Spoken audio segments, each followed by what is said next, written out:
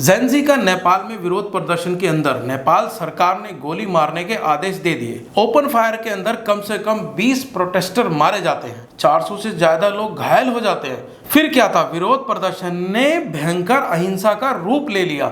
Nepal government ने Facebook, YouTube, social media के ऐसे 26 प्लेटफॉर्म एक ही बार में बैन कर दिए और इस खबर ने ट्रिगर का काम किया और नेपाल में हामी नेपाल एनजीओ के नेतृत्व में प्रोटेस्ट शुरू हो गए। आज के हालात में नेपाल प्रधानमंत्री केपी शर्मा ओली ने इस्तीफा तक दे दिया है। प्रधानमंत्री के घर आग लगा दी गई है, पार्लियामेंट में भी आग लगा दी गई और फाइनेंस मिनिस्टर को तो सड़कों पर निकालकर जूतों चप्पलों से मारा गया है। एक पूर्व प्रधानमंत्री की वाइफ की इस प्रोटेस्ट में डेथ भी हो गई है क्योंकि उनके घर पर आग लगा दी गई थी। आज हालात यह है कि मिलिट्री हेलीकॉप्टर से पॉलिटिशियन को रेस्क्यू कर रही है। इस प्रदर्शन में ज़्यादातर यूथ भाग ले रहा है जिनकी उम्र 20 से 30 साल के बीच की है, जिन्हें जेंजी जनरेशन कहा जाता है। स्कूल और कॉलेज के स्टूडेंट प्रोटेस्ट में बढ़ चढ़कर भाग ले रहे हैं। क्या वाकई में यह प्रदर्शन सोशल मीडिया प्लेटफॉर्म बैन होने की वजह से हो रहा है? क्या इसके पीछे भी कोई और वजह भी है? भारत के पड़ोसी देश बांग्लादेश में भी यह पैटर्न देखा गया था। स्कूल कॉलेज के स्टूडेंट प्रदर्शन करते हैं, यह दंगों में बदल जाते हैं। कुछ समय बाद उसे सेना भी सपोर्ट करती है, फिर सरकार गिर जाती है। इसी तरह के प्रदर्शन इंडोनेशिया में भी सुनने को मिल रहे हैं और भारत में इसकी आशंका जताई जा रही है। कुछ यूट्यूबर्स और social media influencer Modi government को खबरदार कर। भारत और चीन दोनों के लिए नेपाल एक रणनीतिक रूप से महत्वपूर्ण देश है।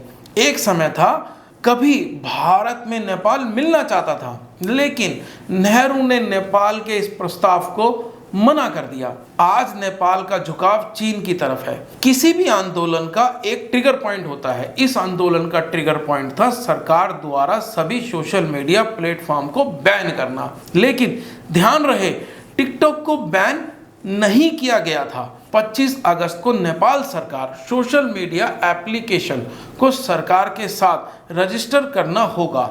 इसके लिए केवल 7 दिन दिए गए। साथ ही यह भी कहा गया सोशल मीडिया कंपनी का नेपाल में रिप्रेजेंटेटिव होना चाहिए, क्योंकि यदि कोई विवाद होता है तो नेपाल गवर्नमेंट के साथ उसको सुलझाया जा सके। 4 दिसंबर 2025 को Nepal government Facebook, Instagram, YouTube जैसे 26 सोशल मीडिया प्लेटफॉर्म को नेपाल में बैन कर देती है, लेकिन टिकटॉक चलता रहता है। अमेरिकन ऐप को बंद कर दिया जाता है और चीन का टिकटॉक चलता रहता है क्योंकि वह रजिस्टर्ड कर लेता है। नेपाल के राष्ट्रीय मानवाधिकार न्यूज चैनल रिपोर्टर ने इस कदम को गलत बताया। 8 सितंबर को विरोध प्रदर्शन शुरू भी हो जाते हैं। एक्चुअल में नेपाल गवर्नमेंट सोशल मीडिया में फैलाई जा रही झूठी खबरें उन पर रोकथाम लगाना चाहती थी। उनका कहना था सोशल मीडिया प्लेटफॉर्म सरकार के साथ मिलकर काम करें। इसीलिए नेपाल गवर्नमेंट सोशल मीडिया कंपनियों से यह चाहती थी कि उन लोगों की पहचान करने में मदद करे जो यह फेक न्यूज सर्कुलेट करते हैं। दबाव बढ़ाने के लिए उन्होंने 26 ऐप को बैन भी कर दिया। नेपाल के सुप्रीम कोर्ट ने भी अपने ऑर्डर में सरकार को रजिस्ट्रेशन ना करने वाले सोशल मीडिया प्लेटफॉर्म को बैन करने की अनुमति दे दी। इन सब पर प्रदर्शनकारियों का कहना है सोशल मीडिया स्वतंत्र पत्रकारिता के लिए जरूरी है। छोटे व्यापारी सिर्फ सोशल मीडिया पर ही चलते हैं। वह व्हाट्सएप बैन हुआ तो लोगों ने सोचा कि उनकी मूल अभिव्यक्ति की आज़ादी छीन ली है और वे अपने परिवार से बात नहीं कर पाएंगे। एक्चुअल में नेपाल की यंग पॉपुलेशन के अंदर करप्शन, बेरोजगारी, नेपोटिज्म को लेकर बहुत ज़्यादा गुस्सा है। इसके बाद ऐसे वीडियो वायरल हो रहे हैं जिसमें नेपाली गवर्नमेंट में करप्शन, नेपोटिज्म को एक्सपोज कर रहे हैं। नेपाल में अनएम्प्लॉयमेंट रेट 20% से ज़्यादा है। हर 5 में से 1 बेरोजगार।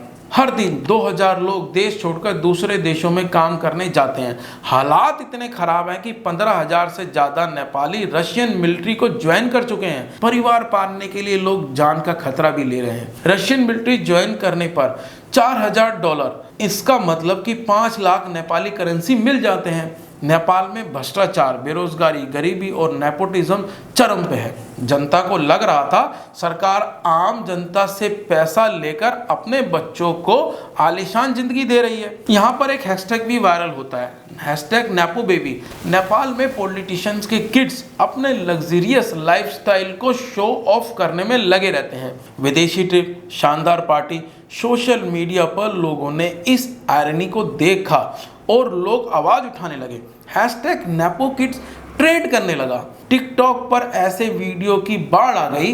नेपाली यूथ के द्वारा इन वीडियो में बस एक सिंपल सा कंपैरिजन दिखाया जा रहा था। आम नेपाली की डेली लाइफ में आने वाली परेशानियां और पॉलिटिशियन के बच्चों के लेविश लाइफस्टाइल को दिखाया गया।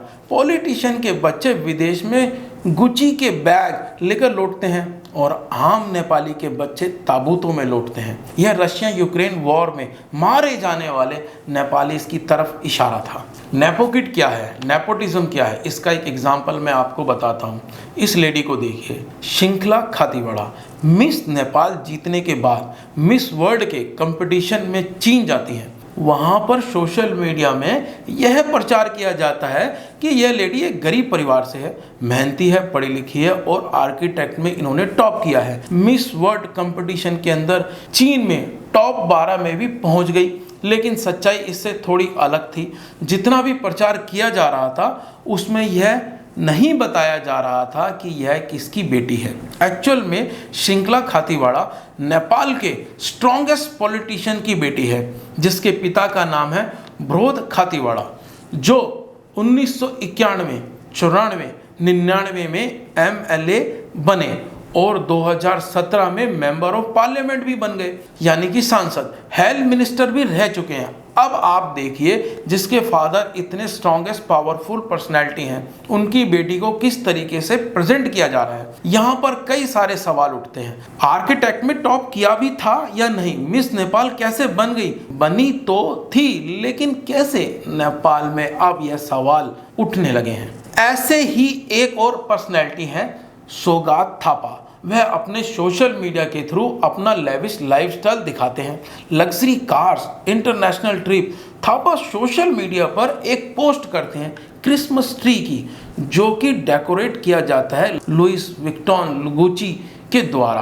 आप सोचिए, एक ऐसी कंट्री जिसके लोग मजदूरी करने के लिए भारत, मलेशिया, गल्फ कंट्री जाते हैं, मरने के लिए यूक्रेन तक जाते हैं और ताबूत में वापस आते हैं। दूसरी तरफ पॉलिटिशियन के बच्चे लग्जरियस लाइफ जी रहे हैं।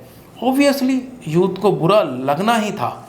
यह सिचुएशन हर देश में होती है, लेकिन नेपाल की बात कुछ और थी। देखा जाए तो नेपाली गवर्नमेंट की सोशल मीडिया कंपनी से जो मांग थी वह सही थी। आप एक दूसरे के देश में बिजनेस कर रहे हैं तो नियम और कायदे आपको मानने पड़ेंगे। यह कहीं से भी गलत नहीं है।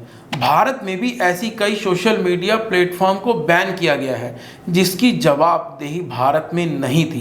कई ऐसे प्लेटफॉर्म हैं जिनके ऑफिस भारत में भी हैं। शायद समय ठीक नहीं था। सोशल मीडिया को केवल 7 दिन देना डॉक्यूमेंटेशंस के लिए कितना जायज है? ऐसा लगता है यहाँ कोई साजिश थी। सरकार केवल अमेरिकन ऐप्स को ही बैन करती है, यहाँ से डीप स्टेट की एंट्री हो जाती है। एक्चुअल में 2008 से पहले नेपाल में राजशाही थी, जैसा कि ब्रिटेन के अंदर था। पहले सारी पावर राजा के पास होती थी। आखिरी राजा गणेंद्र इनको सत्ता से हटाने के लिए देश में 2 सबसे बड़े मूवमेंट हुए। पहले 2006 में लोकतंत्र आंदोलन और दूसरा माओवादी विद्रोह, जो सालों से चल रहा था नेपाल में। आखिर में राजशाही का अंत होता है 28 मई 2008। नेपाल एक फेडरल डेमोक्रेटिक रिपब्लिक बन गया। अब तब से लेकर आज तक 17 साल में 13 बार नेपाल की सरकार बदल चुकी है। कभी केपी शर्मा ओली प्रधानमंत्री बनते हैं, तो कभी पुष्प कमल दाहाल, तो कभी शेख बहादुर देवा।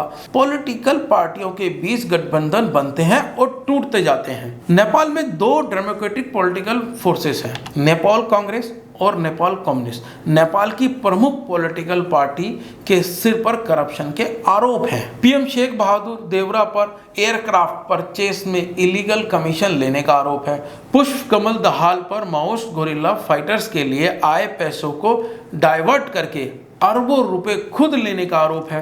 Current prime minister KP Sharma Oli पर भी एक करप्शन केस चल रहा है। ऐसे कई केस हैं जो पॉलिटिकल पार्टी के मेंबर और उनकी फैमिली के मेंबर के ऊपर भी चल रहे हैं। अब दिक्कत यह है कि नेपाल में 2006 से ही प्रैक्टिस है कि किसी भी पॉलिसी डिसीजन के लिए किसी भी पॉलिटिशियन के खिलाफ इन्वेस्टिगेशन नहीं की जाएगी। इस तरह के कानून देश में करप्शन, गरीबी, नेपोटिज्म, बेरोजगारी बहुत ज्यादा बढ़ा चुके हैं। आखिर में इसका कंक्लूजन क्या निकलता है, क्या सही है और क्या गलत? क्योंकि जब डीप स्टेट ने इराक पर कब्जा किया तो इराक की हालत सुधरी नहीं बल्कि और बिगड़ गई। जब डीप स्टेट ने चिली पर कब्जा किया तो उसकी हालत भी सुधरी नहीं बल्कि और खराब हो गई। अमेरिका को फायदा हुआ। हम सब जानते हैं ईरान, अफगानिस्तान और यूक्रेन की हालत। अमेरिका ने भारत पर टैरिफ लगाया है, लेकिन इसके बावजूद भी भारत की इकोनॉमी में इसका कोई असर नहीं पड़ा। अमेरिका हमेशा अपने हित की सोचता है। जो कंट्री अमेरिका की अनदेखी करती है वह पर अमेरिका डायरेक्ट या इनडायरेक्ट इंटरफेयर करके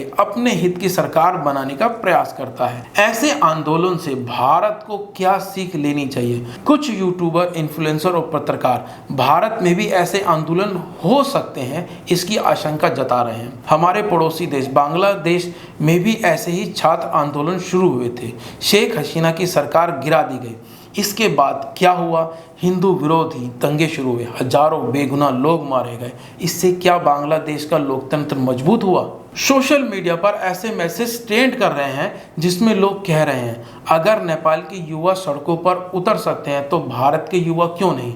जागो इंडिया, यह मैसेज है जेन ज़ी के लिए। अगर इतिहास को देखा जाए तो इस तरह के प्रोटेस्ट, आंदोलन, क्रांति बहुत कम फायदेमंद हुई हैं, क्योंकि देश में अराजकता, अस्थिरता बढ़ जाती है, गृह युद्ध की स्थिति आ जाती है, दुकान, गवर्नमेंट प्रॉपर्टी जलाई जाती है, हमारी सार्वजनिक संपत्ति कैसे बनी होती है, किसी की जान जाती है, नुकसान किसका होता है, सरकार का या हमारा? देखिए, कोई भी देश परफेक्ट नहीं होता। हमारे देश में भी बहुत सारी समस्याएं हैं। इन समस्याओं के लड़ने के लिए और भी तरीके हो सकते हैं। पूरे देश को जलाकर कुछ भी हासिल नहीं होगा और कोई समस्या अहिंसा से हल नहीं होती।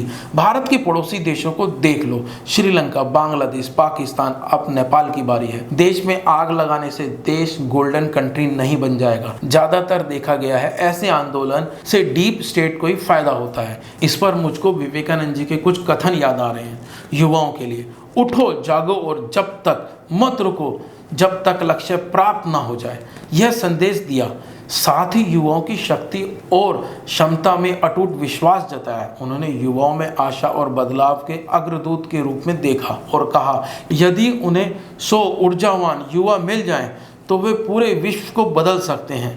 वे युवाओं को देश की प्रगति का आधार मानते हैं। विवेकानंद जी ने ऐसे युवाओं की कल्पना की है। आपको यह वीडियो कैसा लगा कमेंट में जरूर बताएं। जय हिंद।